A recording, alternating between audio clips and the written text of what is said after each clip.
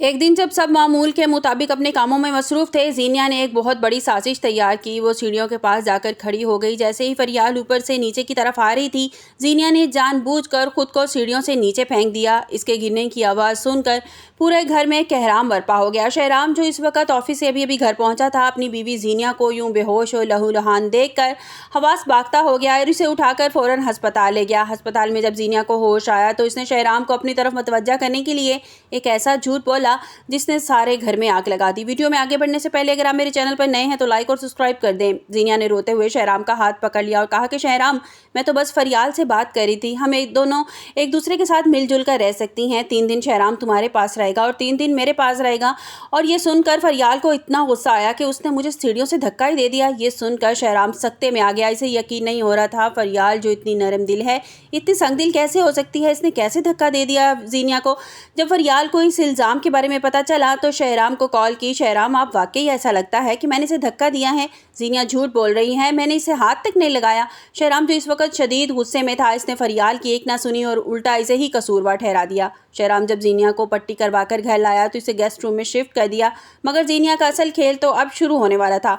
रात के अंधेरे में जब सब सो रहे थे, वो कमरे से बाहर निकली और शहराम के कमरे के दरवाजे के आगे आकर लेट गई। रात को शहराम पानी पीने के लिए उठा तो ज़ीनिया को ज़मीन पर यूं बेहोश पड़ा देखा तो इसको उठाकर कमरे में ले गया। वो तेज़ बुखार में तप रही थी, इसकी तबीयत संभलने का नाम ही नहीं ले रही थी, इसलिए शहराम को मजबूरन उसके कमरे में रुकना पड़ा। सुबह जब फरियाल ने देखा कि शहराम अपने कमरे में नहीं है तो वो इसे ढूंढती हुई ज़ीनिया के कमरे में पहुंची। वहाँ का मंजर देख कर फरियाल का दिल टूट गया। इसने शहराम से साफ कह दिया कि शहराम, अगर आपको इसके साथ रहना है, इसके ड्रामों पर यकीन करना है तो आप मुझे तलाक दे दें। मैं अपने बेटे को लेकर यहाँ से चली जाती हूँ। शहराम, जो अभी भी ज़ीनिया के झूठ के सहर में था, इसने फरियाल से कहा कि फरियाल, तुम हसद का शिकार हो रही हो। मैं तुम दोनों के साथ बराबर का सलूक करना चाहता हूँ, लेकिन मुझे ऐसा लग रहा है कि तुम हसद और जलन महसूस करने लगी हो ज़ीनिया से, तभी तो तुमने इस तरह किया।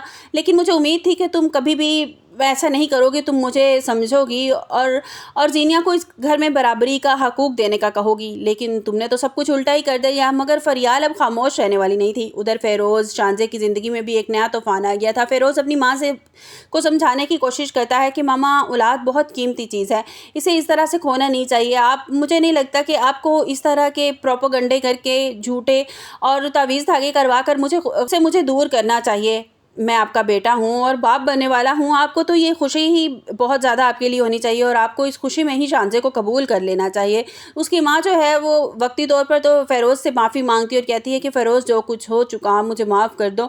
अब देखना ये कि आने वाले एपिसोड में कि उसके अंदर अभी चल क्या रहा है। दूसरी तरफ दानिश, जो ज़ीनिया की हर साजिश पर अभी भी नज़र रखे हुआ है कि रूबी ने उसको बता दिया है कि ज़ीनिया ने शहराम से शादी कर ली और वो बहुत ज़्यादा खुश भी है। और फ़ेरोज़ ने उससे भी ये बात कर दी है कि वो बहुत ज़्यादा खुश है। वो तो इस तरह खुश है कि जिस तरह उसकी पहली शादी है। और दानिश, जो चुप बैठने वाला नहीं है, वो अब कोई केस कुछ करने वाला है ज़ीनिया पर, ताकि ज़ीनिया को बुरी तरह फंसाया जा सके। कहानी में अहम मोड़ तब शुरू होता है जब शहराम को ज़ीनिया की असलियत का पता चलेगा। अब देखना ये है कि क्या शहराम वाकई जो है ज़ीनिया की बातों में आना शुरू हो जाएगा और ज़ीनिया जो है उसको धोखा दे पाएगी। और फरियाल इस बात का बहुत ज़्यादा एहतजाज करती है और ये बात जब घर वालों को भी बुरी लगती है ना, जब निशात बेगम फरियाल से कहती है कि फरियाल, तुम्हें ऐसा नहीं करना चाहिए। शहराम अब निकाह करके उसको अपने घर ले आया है, अब वो तुम दोनों को बराबरी के हकूक़ देने चाहिए। अगर ज़ीनिया को अपने किए पर शर्मिंदगी है, वो नदामत है उसको, तो उसको अब वो बीवी के सारे हकूक़ मिल जाने चाहिए। और मेरा नहीं ख्याल तुम्हें अब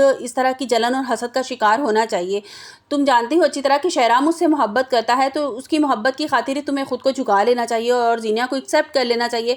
और फरियाल जो है वो अब हसद का शिकार हो रही है और वो ये बात निशात बेगम भी नोट करती हैं और शहराम से कहती हैं कि मुझे फरियाल का रवैया बहुत बदला हुआ और बहुत चेंज लगने लगी है, बात बात पे चिढ़ जाती है। और शहराम कहता है कि मैं अच्छी तरह समझता हूँ कि मेरा उस ज़ीनिया के करीब होना फरियाल को बहुत बुरा लग रहा है। अब देखना ये है कि फरियाल की जो है सारी जो है मेहनत पे, मोहब्बत पे सब घर वालों ने पानी डाल दिया है। और ज़ीनिया कितनी मोहब्बत से शांजे जो थी अपने दिमागी तवाज़ुन की वजह से कि स्टेज पर पहुंच चुकी थी, उसको मसला था, जो दिमाग का मसला था, वो हाइपर हो जाती थी या कुछ भी, इस तरह से जैसे ही रेहान से उसकी सेपरेशन हुई थी, तो उसके बाद से फरियाल ने उसको संभाला था, घर वालों को संभाला था, किस तरह से शहराम को संभाला था। ज़ीनिया के बाद कितना शहराम टूट गया था, तो वो घर वालों ने उस पर तो पर्दा सब वो डाल दिया, पसे पुश डाल दिया उसको।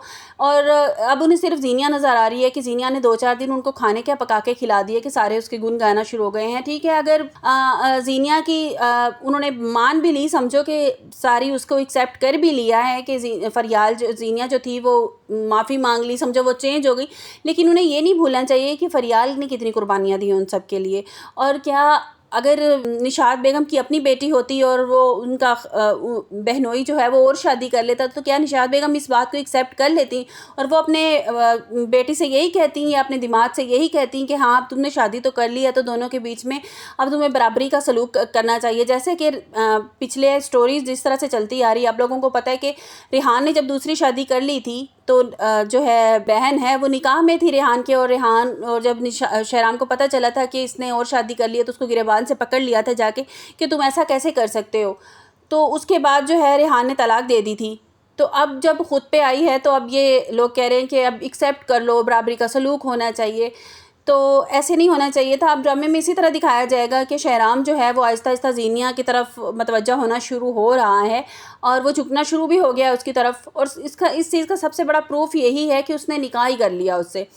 ठीक है, अगर समझ लें कि उसको सबक भी सिखाना था तो उसकी भी बहुत सारी और वजूहात हो सकती थी, मतलब कि और बहुत से तरीके हो सकते थे उसको सबक सिखाने के लिए, और इस तरह उसको फरियाल के साथ नहीं करना चाहिए था। आप लोगों को क्या लगता है?